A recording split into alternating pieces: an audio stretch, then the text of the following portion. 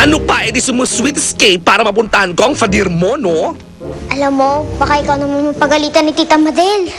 Dito ka lang. Ha? Teka, mali. Huwag mo akong getlakin. Mas hindi kita matutulungan. Ano ba? Bantay, where are you na ba?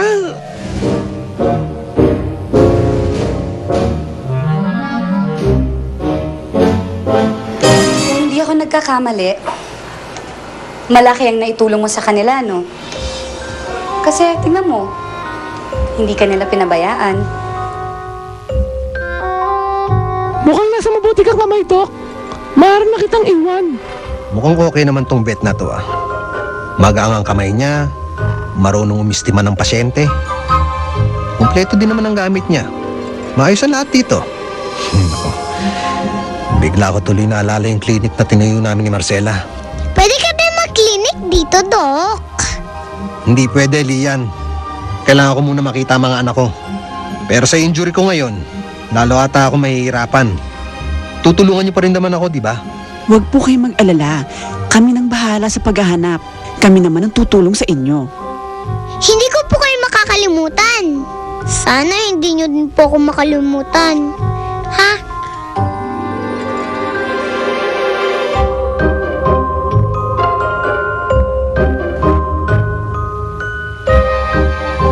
Kung hindi rin ako nagkakamali, itong isang to, girlfriend mo. Hindi, no? Hindi ko siya type. Eh, tingnan mo nga, hindi ka niya iniiwan. Ano ba kasi ginagawa mo dito? May balita ka na ba sa mga anak ko? Yun nga ang kanina ko pang gustong sabihin sa'yo. Pero hindi ako makasingit sa usapan nyo. Bakit? Anong balita sa mga anak ko? Si Farah, nakita na siya ni Sweet. Naku, magkasama sila. Talaga? Sorry, Sheila ah. Pero kailangan na umalis eh. Aray! Oh, sandali. Hindi ka pa okay, Bantay. Sorry hindi pa okay yung boyfriend mo, kaya hindi pa kayo pwedeng umalis.